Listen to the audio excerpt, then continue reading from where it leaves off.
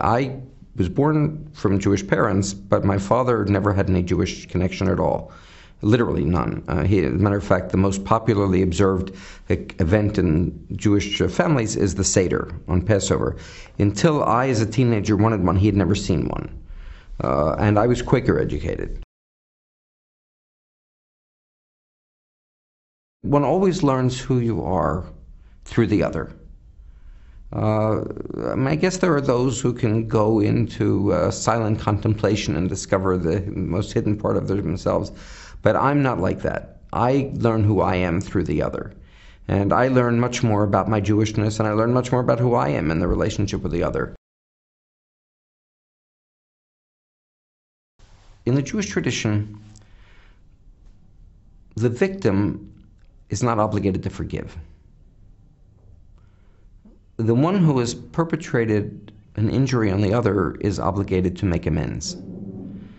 There are traditions that clearly espouse that, in fact, it's a flaw in the other if they cannot forgive. In the Jewish tradition, to forgive is a wonderful thing, but that's not the obligation. I mean, after all, who are we to say what is necessary for a person who's been victimized or hurt or injured or beaten or robbed or witnessed a murder? Who are we to somehow hold them, be judgmental of them if they can't forgive the other?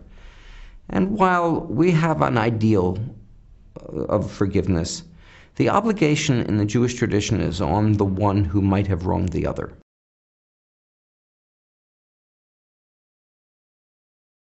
The responsibility is always on the self. And the responsibility is, if you have done something wrong, you can't know what's in the heart and mind of the other. You have to make amends on its own. And you can't sit by as an objective observer and say, what's wrong with that person because they haven't forgiven. Forgiveness is what a person is willing to do. There are some people that have reached a point in their own life where they say, I have to move on. For my own sanity, from my own stability, from my own making sense of things, I have to move on. And therefore, the other, the one who may have caused harm, becomes irrelevant to that process. They become part of history, but the person has moved on. There are others for whom the absence of retribution, compensation, is the stumbling block that allows them ever to get beyond. So I would say that one never knows what's the significant factor in allowing somebody to forgive. As I say, one has to be careful not to hold the victim accountable. To blame the victim is the way we would say it in the United States. If a person needs to be, if someone who is appropriate to forgive means that something has happened to them. If you assume that somebody must forgive, you're blaming the victim. You're saying they have responsibility for something that they didn't cause. The more complex situation, but one which happens more often than not, is when there's competing victimization. Competing victimization. I'll give an example that I gave publicly this morning at the session, where there was a discussion about German and Jewish relations 2 generations after the Holocaust.